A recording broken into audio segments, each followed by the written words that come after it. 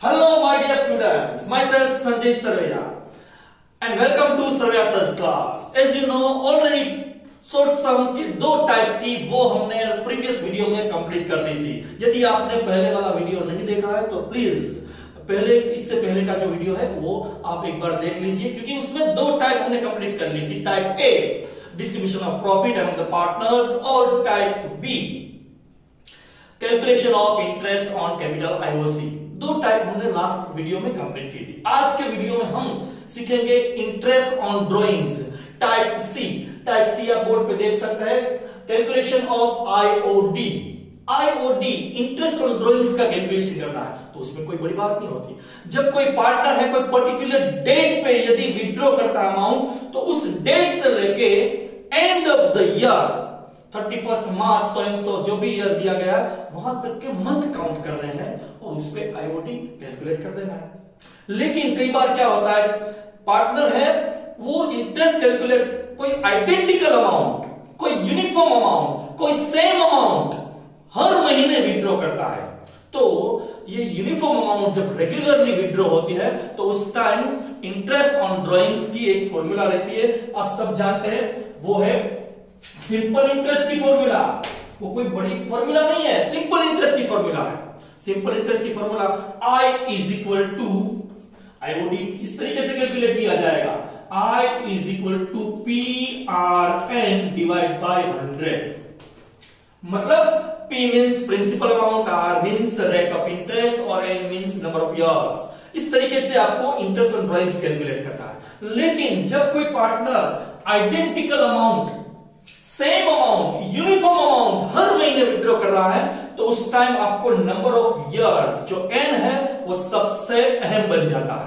उस जगह पे आपको एक नंबर लिखना है, वो क्या है चलो देखते हैं। यदि कोई पार्टनर, आप ध्यान में रखिए इस तीन लाइन को, यदि कोई partner beginning of the each month,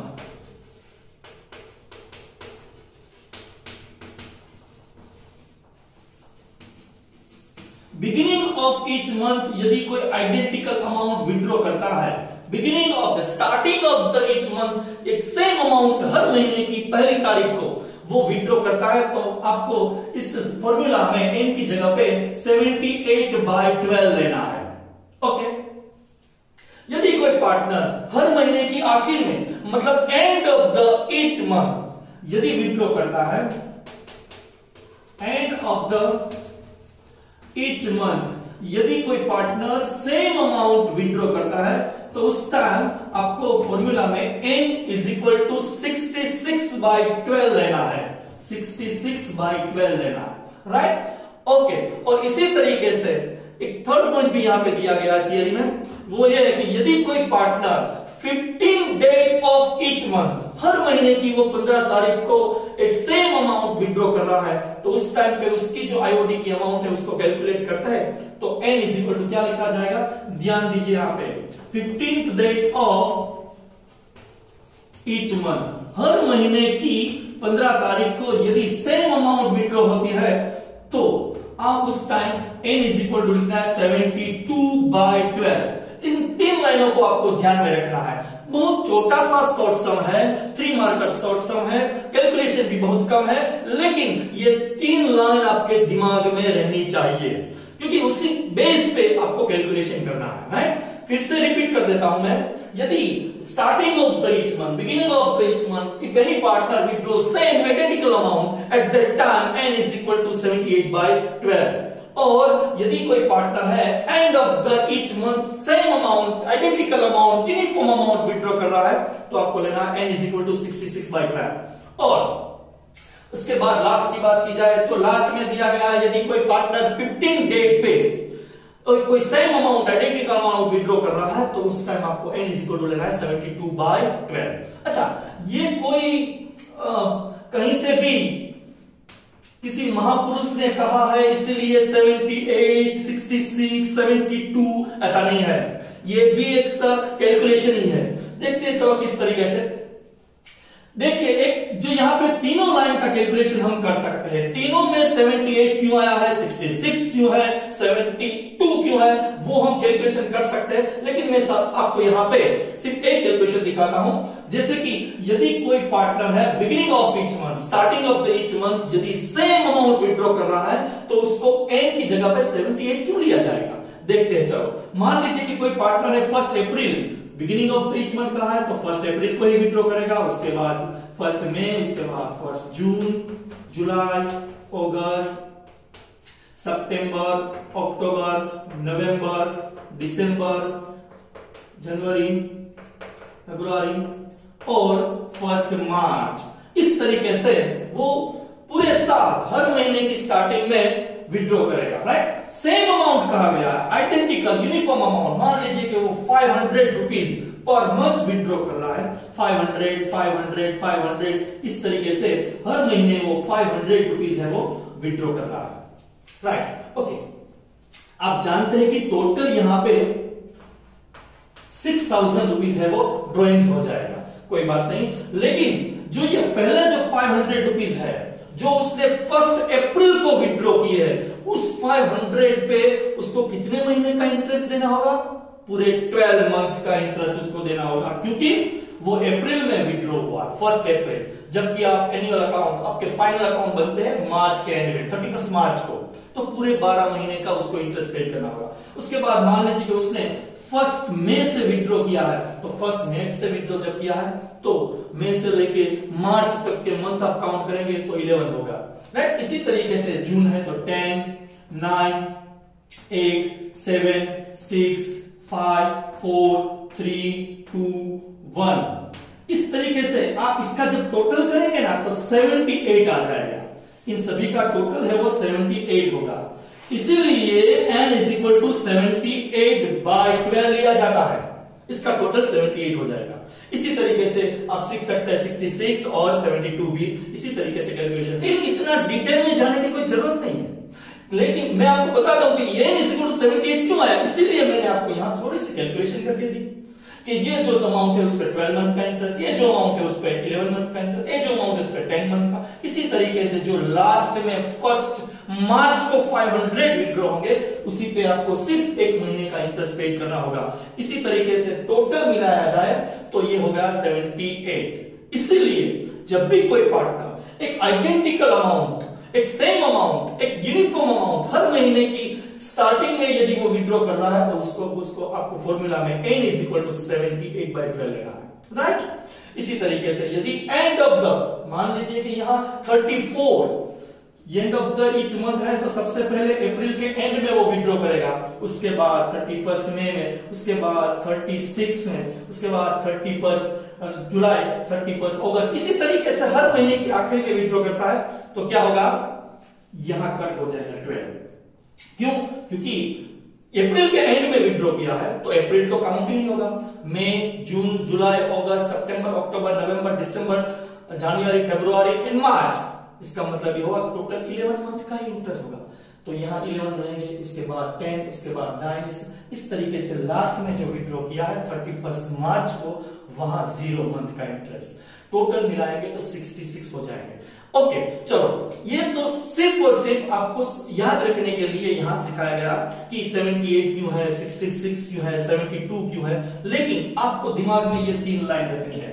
सबसे पहले फिर से रिपीट कर देता हूं, beginning of the each month 78/12, and of the each month 66/12 और 15 डेट ऑफ ईच मंथ तो आपको लेना है 72/12, राइट।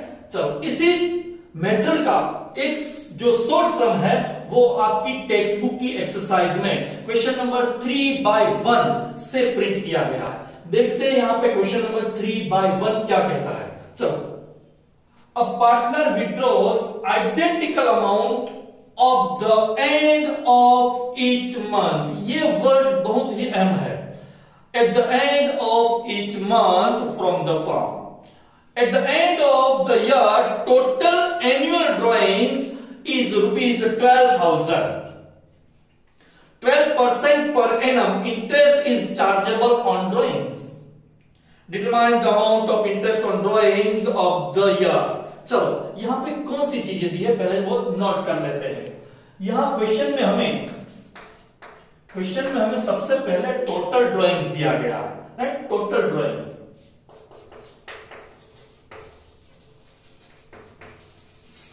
टोटल ड्राइंग्स की जो अमाउंट है वो ₹12,000 दी गई है। 12,000 टोटल ड्राइंग्स की अमाउंट दी गई। ओके, साथ ही में हमें यहां पे आईओडी के रेट दिए गए हैं। आईओडी है वो @12% पर एनम के हिसाब से हमें कैलकुलेट करना है, 12% पर एनम। लेकिन सबसे अहम जो लाइन है वो ये है कि and of the each month, थोड़ा गौर कीजिए, याद कीजिए कि and of the each month जब होता है तो जो आपकी सिंपल इंटरेस्ट की जो फॉर्मूला है, आपकी आईओडी की जो फॉर्मूला है, उस फॉर्मूला में n इज इक्वल टू क्या लिखा जाएगा? फर्स्ट से आप कमेंट में लिख दीजिए एंड ऑफ द ईयर जब होता है तो n इज इक्वल टू क्या रहता है? Beginning of the each month होता है तो क्या होता है, और 15 डेट ऑफ ईच मंथ होता है तो क्या होता है, राइट? ओके, चलो यहां पे सबसे पहले हमें जो ये पार्टनर है उसका इंटरेस्ट ऑन ड्राइंग्स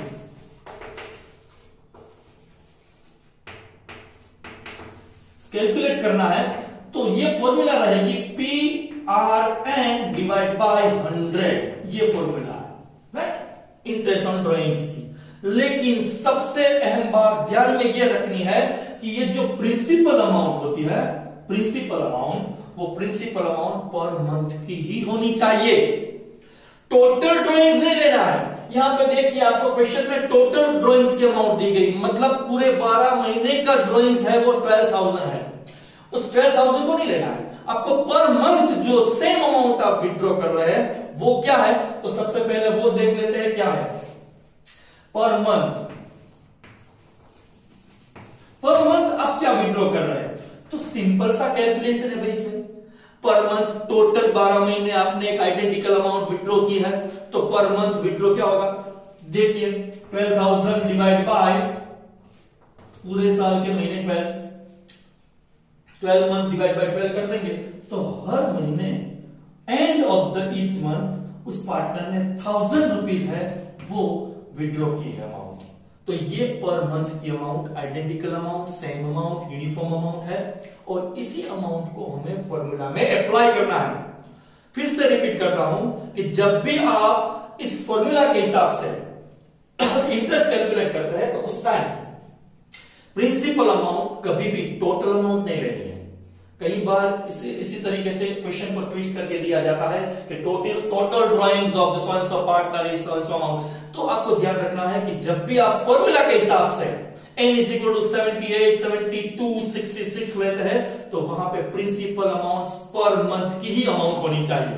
चलो यहां पे कैलकुलेशन करते हैं, बहुत इजी कैलकुलेशन, सिंपल सा कैलकुलेशन है। देखते हैं, प्रिंसिपल अमाउंट लेंगे 1,000 रुपीज, रेट ऑफ इंटरेस्ट हमें क्वेश्चन में दिए गए हैं 12, और एज पर कंडीशन, क्वेश्चन में दी गई कंडीशन के हिसाब से and of the each month ये पार्टनर विड्रॉ कर रहा है, तो यहां पे लेने होंगे 66, कैलकुलेशन करेंगे 66 बाय 12। सो यहां जो आप कैलकुलेशन करेंगे तो इंटरेस्ट की जो अमाउंट है वो रहेगी 660 रुपीज। ये सिंपल सा कैलकुलेशन और 3 मार्क्स आपकी जेब में। बिल्कुल इजी सा कैलकुलेशन है, कोई ज्यादा कैलकुलेशन नहीं है, एक छोटी सी सिंपल इंटरेस्ट की फॉर्मूला अप्लाई करनी है और कैलकुलेशन कर दीजिए, कैलसी यूज कर सकते हैं, और 3 मार्क का ये सम है वो आपको इजीली 3 मार्क्स कवर हो जाएंगे।